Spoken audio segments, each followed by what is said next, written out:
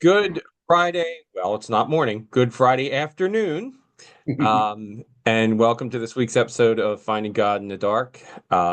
This week we're talking about, well, we don't, have we skipped over introductions? Yes. I'm Don. He's John. Yep. We've met, right? Uh-huh. So let's talk about this week's film, which is the 2016 production called Risen. Yep. It is directed by Kevin Reynolds, written by Kevin Reynolds and Paul Aiello. Stars Joseph Fiennes, Tom Felton, Peter Firth, Cliff Curtis, among others. I like the IMDb summary of the film. In 33 AD, a Roman tribune in Judea is tasked to find the missing body of Jesus Christ who rose from the dead. Yeah. Um, it is in a lot of ways like the film we looked at last week in that it is really a devotional type of film, isn't it? Yeah, I think in a lot of ways it is. I do have to give them kudos. They did a really nice job showing you what crucifixion would have been like. Hmm. Again, they don't have the people completely naked, but they had them correctly up on the cross. And then I've never seen this in a movie before, but Romans kept a lime pit near where the crucifixions happened, and they usually would just take the bodies off and throw them into the pit.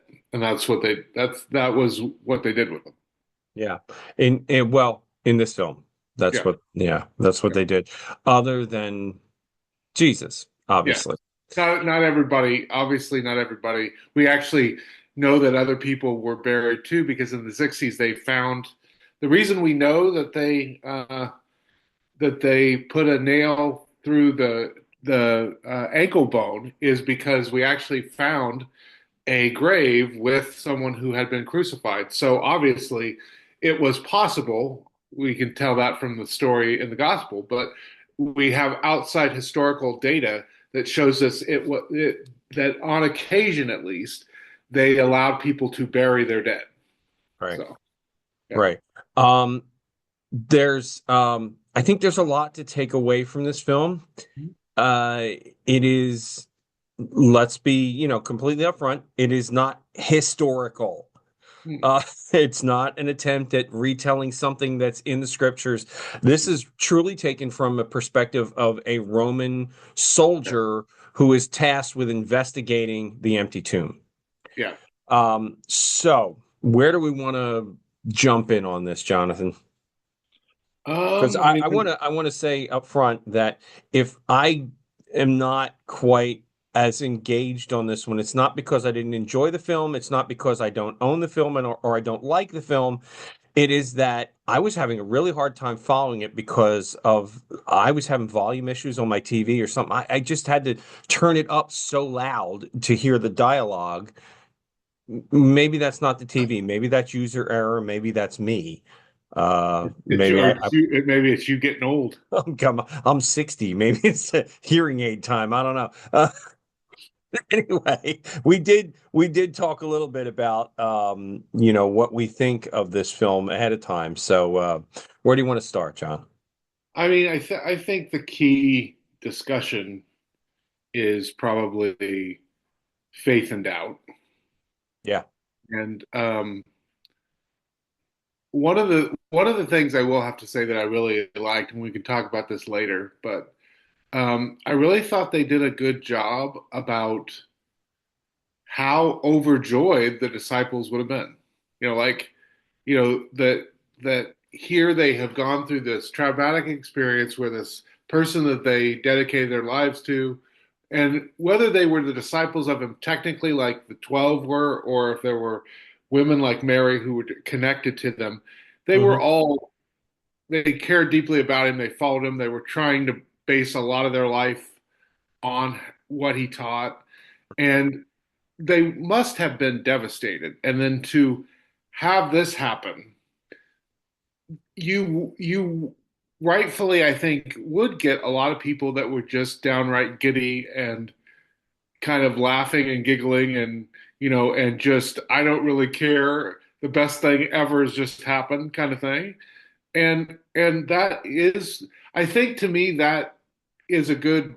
reason why I think there's reason to believe historically that this makes the best sense to explain what happened, right? That Yeah. it just seems I know the idea of someone coming back from the dead is not the most likely scientific thing to happen. I get that. But I feel like this group got so energetic, and we know that just because of the first 100 years, you have this explosion of people spreading this message and helping grow this movement. And to me, the best kind of explanation, at least in my head, is they actually experienced this. Like they were actually just overwhelmed, and they were, and there was just they kind of got this huge shot of adrenaline and energy and passion because the worst thing that could have happened ended up not being the last thing that happened. Yeah, I mean, I've heard it said it's hard to believe that these 11 men or however many disciples you want to put in that Yeah, category, of course. these people would have been so excited and spread such a message all across the world if it were a lie. Yeah. Mhm. Yeah. Yeah, Um, but that's what the Romans in this believe it is. They believe it's a lie. They believe the disciples have stolen the body, and so this is what Tribune, the main character, is trying to locate the body, yeah. or what has happened. He's chasing down the disciples. He's questioning them. Well, and again, this is a artistic rendering, and so Right. I want to make people be very careful about. We both believe. I don't think I'm speaking out of school here. We both believe this was a historical event that that Hmm. Jesus Christ of Nazareth rose from the dead, and we Hmm. both agree with that. But Hmm. I also recognize that the Bible doesn't give us a lot of feedback about what was happening after his resurrection in terms of what the authorities said or did. There isn't much. There's a couple lines here or there at best. And so everything that's going to go out from that is going to be speculation. And so you got to be careful Sure. with that. Sure. But at the same time, there probably is some legitimacy to the idea that after this happened, the religious and political leaders, we have a tendency to separate them. But the reality was that in Jesus's world, economic leaders, religious leaders, and political leaders were all kind of meshed in together in the soup kind of thing. Um, there must have been some people that refused to believe that this happened and wanted to find every reason to doubt it and even go so far as to make up stories so they wouldn't have to deal with the idea. Well, certainly because it challenged their power, challenged their authority. Yeah. If he was who he said he was, which is again what we believe, it Yeah. would have challenged their authority, would have challenged their power. Yeah. So yeah, certainly they're going to try and disprove it. Yeah. This is what did you write? I want to because I'm looking at the notes that you sent me. Yeah. Um, You looking at themes, scenes, or at quotes? themes there. So we talk a little bit about the joy of the resurrection. Mhm. Um, there's I love this element that you wrote about communion with your enemy. Yeah, Um, I love that scene. To me they should have really expanded it out. That would have been yeah. because but I'm a huge communion fan, so that's fine. Well, and as folks, again, cat out of the bag. We're filming this on Holy Thursday, so Yeah. Yeah. we're talking about communion on Yeah. Big Communion Day. Yeah. But But to me, I would have liked them to expand it out. But even the very small scene that they had, I thought was really powerful because they say the Lord's Prayer and they are clearly doing communion together. yeah, And then one of them, I think it's Peter, I can't remember those. One of them gets to the point where he says, "Deliver us from evil." Or maybe it was forgive us as we forgive those who trespass against us. And they hmm, directly, I can't remember which one, either it was the evil one or the forgive us our sins. And they all directly look at this that's Roman soldier Tribune. that's been Yeah, following them. Tribune. Yeah, And it's just this beautiful scene of the idea that the church is supposed to be that. The church is supposed to be, oh, he's my enemy, but God loves him too. And so he's part of this, and I need to connect with him. And, We can all sit at the table together. yeah, And, it's I think we know this from practical experience. It is almost impossible to sit down and break bread with somebody that you don't tolerate, right? yeah, yeah. I think it's honestly, I think it's only possible through the movement of the Spirit. But Yeah. we're supposed to be people that Yeah. are moved by the Spirit, so it should be easier for us. Ideally. Ideally, yes. If we're actually allowing the Spirit to engage and lead us, that's always the caveat, little asterisk. Yeah. Indeed. And what was the other one? Oh, it was more in the comments. Um, I believe I can never be the same. Yeah. And it Yeah. was I believe dot dot dot. Yeah. So, I believe what has happened, which, you know, to me, the really interesting part of that, and I wrote it in when I responded to you, was um, this is about what the resurrection really is. What does the What I mean. resurrection really mean? Because once you do believe, Yeah. you can't ever be the same. Yeah. It's and in this film, at least, Clavius, the tribune, the Mhm. Roman soldier, Yeah. has the advantage over us, let's say, that he saw Jesus on the cross, he Die. saw him dead on the cross, Yeah. and then he saw him alive. Yeah. We take that by faith. Now, Yeah. some would say that's a bigger thing for us than it is for someone who's seen it, Sure. and disciple wise, of course we have Thomas, Yeah. but that's the point. I think is what Clavius says. I believe Mhm. dot dot dot. I can never be the same. Yeah. Well, Um, you that's know, faith, right? That's Christian faith. yeah. And um, I will never forget the first semester I was at Princeton Seminary.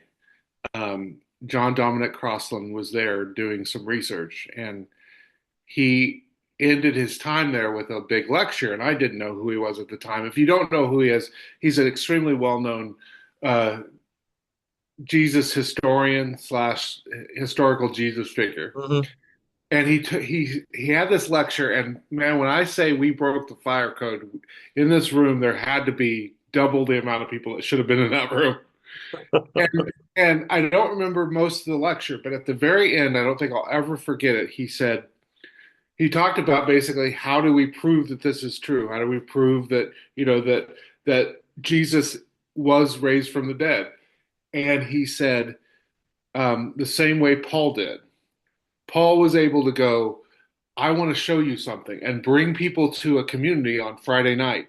And they would see people that were rich and poor setting together. They would see men and women setting together. They'd see people of different ethnic backgrounds setting together, sharing meal, caring for one another. And that was such a radical idea that Paul could say, the only way that this is possible is Jesus is doing something and Jesus is real. And I think that's where we are the proof. I think that's what's scary and also humbling and also should empower us. Every church, every local church is the proof or the denial of the resurrection, Yeah. Yeah. and yeah. And sadly, I mean, in this society, there's probably a lot more of us that are the proof than the denial, but the denials get a whole lot more attention. Yeah, the denials unfortunately are much louder. Yeah, that's probably what it is. They're they're much more sensationalistic, Yeah, and folks, we don't even have to name names. You know the people, you've seen the news stories, and yet the reality is that those are the exception to the rule. yeah, They are the exception. They are the outliers of what real Christian faith is. I have heard this so many times that it's become part of what I believe, and that is that if you want to see real Christian faith, go to a small church. You know, Go to a small local church. Maybe, maybe all right, medium-sized local church, whatever, but go to a local church yeah. because the church is on TV, the evangelists on TV, the people that get the notoriety that I go to a small church Or to me, go to a mission a church is doing. I mean, and that even that better. could be that could be a small mission, or that could be a small church, or a large church. Yeah. I feel like usually when you engage with those Christians tend to understand what this is about, and Yeah. they really are trying to live out the resurrection, and that's the Yeah. whole point. And I'm gonna just for a second, I'm gonna brag on my churches that we're building a relationship with one of the Hope Centers, which is a Greater New Jersey Methodist Conference thing. Okay, Yeah, we've started these Hope Centers that do outreach and ministry, and there's one in Millville that we've been building relationship with, where we go there. In fact, we're planning to go early next month to prepare a meal ahead of time, go down there and serve that meal yeah, on a Sunday afternoon because you are there one on one yeah. basically. It's you and the people in need, and we in fact bring more people than we need because folks just go and sit and talk with people. Yeah, and we won't turn this into bragging on our churches, but I do have to say, because I just had this Little bit. experience today. It's okay. I went to one of our local government offices to pick up paperwork, and I said where I was from, and the lady, honestly, no prompting whatsoever, she goes, "You're from the church?" I said, "Yeah, I'm actually the pastor." And she goes, "You guys do so much for the community. Thank you so much for all you guys do." And I'm just like, "You're welcome. I do nothing, but Yeah. you're welcome." Yes. And but that's awesome. That's an awesome experience when Yeah. you are serving a church like your churches or like Lacey UMC that really does, feed people every week. They give them food. They Yeah. give them clothes. They allow them to shower. Like this is all the stuff my church does. It's just beautiful. Yeah. Um, yeah, Yeah, and this is in my last appointment we had a ministry that was called Matthew's Table, and it was based on that Matthew scripture. When I was hungry, you yeah, fed me. When I was thirsty, you gave me something to drink. And it was a monthly luncheon. Now, initially, it was started to be for the needy, but the community was a resort community, so there yeah, wasn't a whole lot of that. yeah. There was some, but it ended up being more of a seniors thing. We had a lot of, and it became like a seniors fellowship thing. But it's the same thing, if people Yeah. need something, what the need that it filled was a fellowship need, right? Yeah. That's the Christian call is to stand in the gap when there's a need. Yeah. Um, so, yeah, it's a good feeling to be a part of that. And I want to, like I want to give all the credit to Oh, no. I have the nothing to do people. with it. I I, have nothing to do with I do so little to get all that. I go and participate, it. but I do practically nothing to get. I am inspired by the people who put it together and do it, really. Most of this was started long before I got here, and so if you're going to give a pastor any credit, you got to give Linda Applegate credit because that's who helped form it. Right. Yeah, Right. And yeah, the same thing. I mean, my predecessors here have done so much of that. We here at Asbury, we have every Tuesday there's a disciples food pantry and almost every week I'm reading something on Facebook on one of the local community groups where somebody needs food and they're invariably someone says go to the Methodist church, you yep. know. So yeah, it's thank you God for putting people that get it in these places. What else though? This is because we can Okay, we can sit here and brag on our churches for a while. absolutely. That's probably not productive. It is productive, but it's not productive for the people that came to hear thoughts on movies. Right, right. um, let me pick a nit. Um, Sure.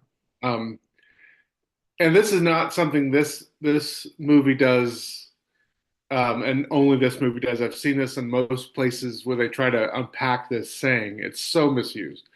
But I think they have Bartholomew in front of Clavius when he's being interviewed and pressured for information. And he says, Hmm. why are you worried about us? We're no threat to you. He taught that you give to Caesar what's Caesar's. And I just was like, oh, man, he's misusing that quote. Like, so just so people know, Hmm. honestly, it is Jesus undermining the idea of Roman control.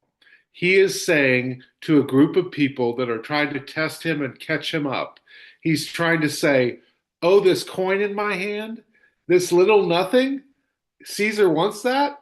Okay, but give to God what is God's. Well, everybody that was Jewish would have known what he was saying is the land and the people are God's. So you should give that back to God. And so it's not this statement of let the government do whatever they want. It's a statement of he's making fun of the people that don't recognize that all of it's God's and Caesar is nothing compared to God.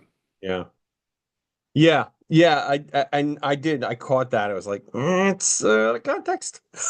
Well, I don't know. I struggle with this because I don't because especially in our polarized world where there's so much violence going on. I mean, if you haven't heard the the governor of Pennsylvania's home was firebombed last Yeah. week, Yeah. you know, and so I when I use the word threat, I want people to hear I'm not saying Christians are ever called or excused to do violence. They're not.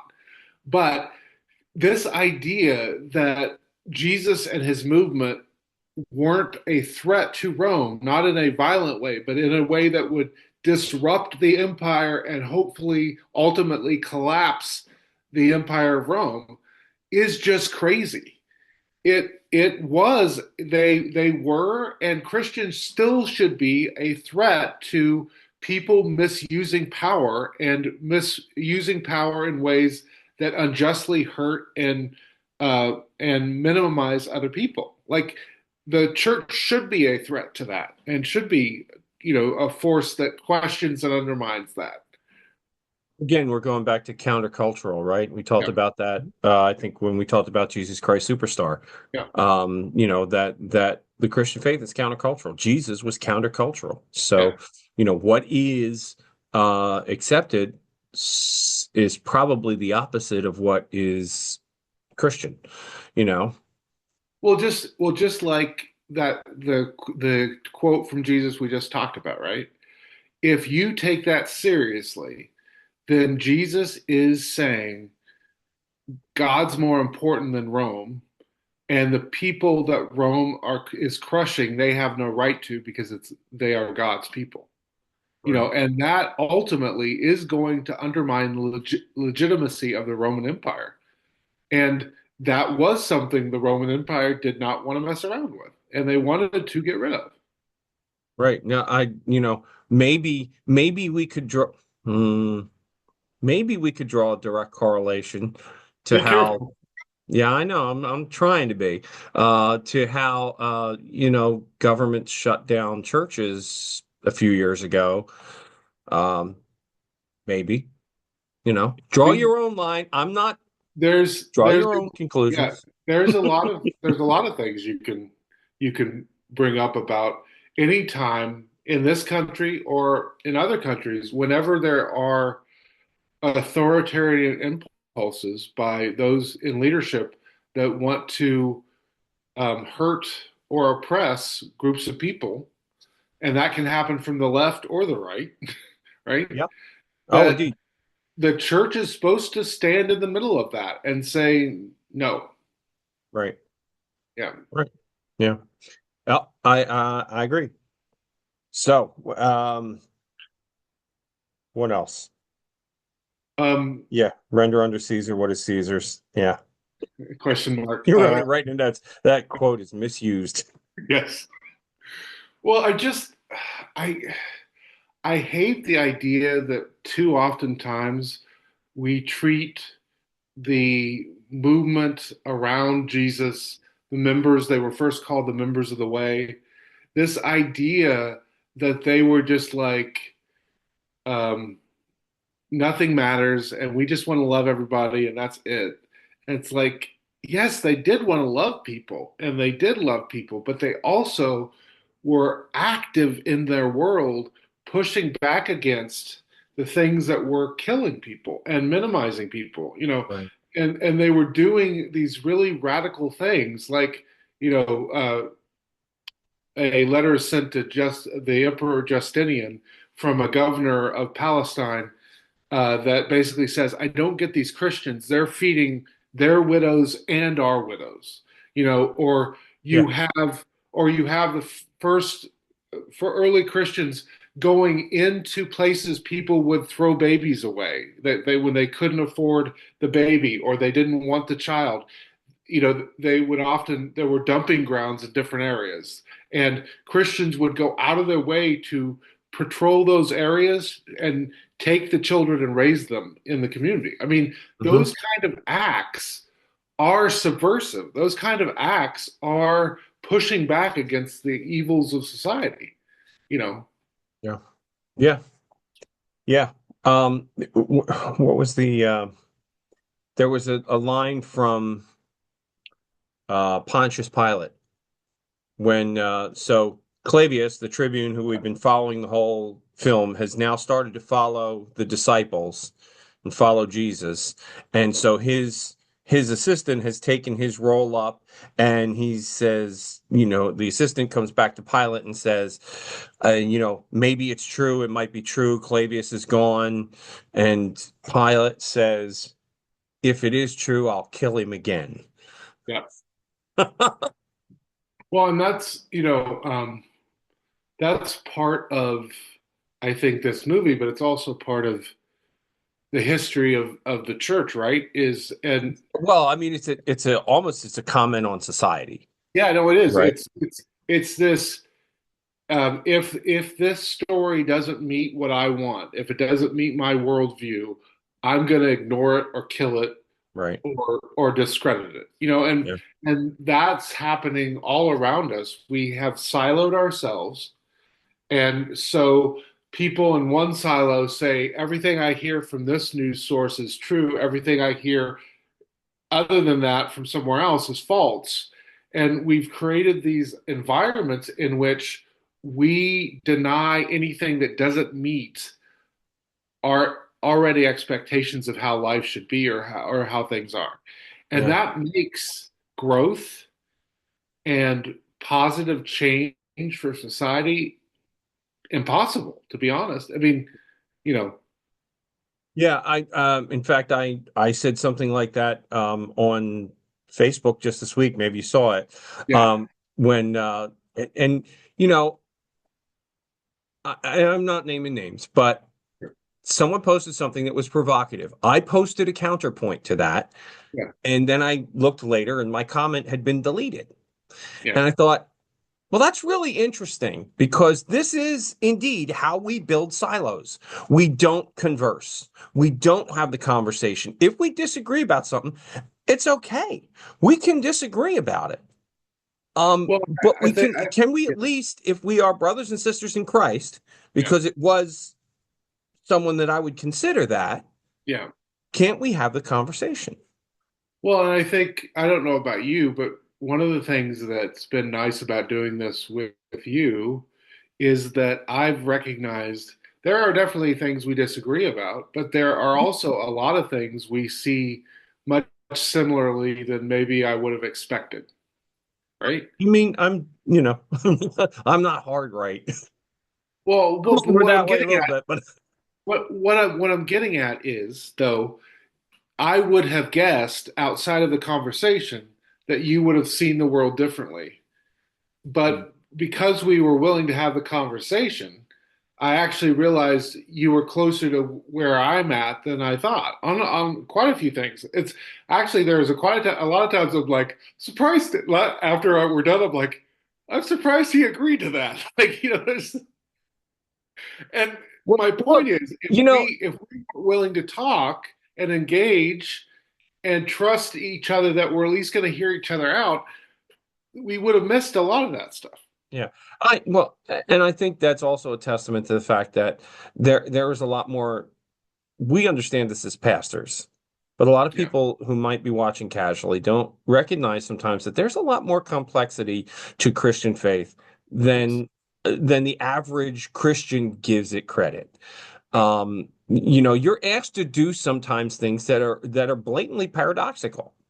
Yeah. And you have to struggle with holding sometimes two things that seem to be opposites in tension with each other, Mhm. um and and live in that, and I think that's where we I think that's where we divide sometimes in our Christian faith, in that, I get to believe one thing, and so I'm going to wall off that other thing. And Yeah. I'm not going to allow myself to address that other thing because it clashes with how I believe over here. Yeah. And that's not how this works. Yeah. To borrow from that silly TV commercial, that's not how any of this works. Yeah. Yeah. Yeah, no, about a month. It's the 1700th anniversary of the Nicene Creed, and so in Wow. about a Okay. month, in about a month, I'm going to do a sermon series on the Nicene Creed. Okay. And the very last sermon that I'm going to give is basically, let's pay attention to what's not there. And I'm basically going to say all of these fights that I can point out that the church has been struggling with for the last 20, 30, 40, 50 years. It's not in this document that is kind of the foundational piece of what Christians believe. And maybe we should reflect on that. We too often put too many boundary markers about what it means to be a Christian. And I think that's dangerous for us as a community. Is it a little bit of that splinter in your neighbor's eye, log in your own eye Yeah, thing? absolutely. Yeah. So Can I, you mind if I end this conversation with probably what I'm going to end my sermon with on Sunday, but I might as well give it to this audience if you're okay with it. please do. Yeah. Okay. What would it look like for you and for all of us to actually, for like, we're just going to give this a pilot run, right? We're just going to give this a shot. For 3 months, what would it look like for you to live like the resurrection actually happened? To not Yeah. be defined by your fears, to not be defined by uh, your worries about death, but to just say, I'm going to be defined by love. What would that actually look like if you did Yeah. Now, don't be surprised if I steal that for my sermon ending. it? You are free to do it. The more people that actually, What? How is it we're told in preaching classes, that we stand on the shoulders of giants. Yeah, and borrow their stuff too. well, thank you. Hey I friends, we're you could we're use. getting close to time. We need to wrap this discussion up. Final thoughts on Risen. It's a good film. It Yes. is a very good film. It is well produced, well acted. Historically fair. I'm Yeah. I'm not. Yeah. Um, it's worth watching. It Mhm. it's a There's just a little bit of, that kind of violence and gore. There's a battle scene in the beginning that, you know, might I thought Barabbas was going to survive that battle in the beginning, but I guess that was after. I don't know. Yeah, I guess that Yeah. was Yeah. after he It was was. It had to released. be after. Yeah. It had to Yeah, be it was after. Yeah. after he was released. Anyway, and we don't know that for sure, which the movie just does it. Yeah. uh, but do I think this is a good time of year too, to find that film and take a look at it. It's not free on streaming services right now, but Yeah. it You can. is Yeah. it is You can do it inexpensive. It's on. $4 or $5 maybe. Yeah, that was Um, actually it was under $4 on Amazon Prime. yeah, So there you go. I did not watch it on Prime. I have the Blu-ray, so I watched it on Blu-ray. But um, for next week, now. friends, we are filming on Holy Thursday. This comes out on Friday. Well, by the time you see it, you'll know it doesn't come out until 3 o'clock in the afternoon, Yep. because we thought it would be a little crass of us to be talking about the resurrection while Christ was On time-wise still on the cross. So, yeah. um, so we're not going to release until 3 o'clock on Friday, but you'll know that by the time you see this. For next week, we're actually going to come back to today and we're going to watch The Chosen. Now, this is a TV series, but we're going to watch the movie that was just made of The Last Supper for The Chosen. Okay. So if you have seen that, we invite you to let us know what you think of it. I haven't seen it yet. Have you seen it yet, Jonathan? I have not. No. Okay, so it's going to be new for both of us. Should be interesting. I've watched a little bit of the series, not a whole lot, so it's all going to be kind of new to me. So we'll see where they go with that. Other than that, friends, we thank you for watching, and we will invite you to keep on finding God in the dark. We'll see you next week. Take care and God bless. Friends, thank you again for watching the Finding God in the Dark podcast. If you're finding these discussions helpful or meaningful in your Christian walk, then we'd invite you to go ahead and subscribe down below. Get more of this content. We publish every Friday morning at 10 a.m. And we're so glad that you can be with us and enjoy these discussions as well. Take care and God bless. Bye now.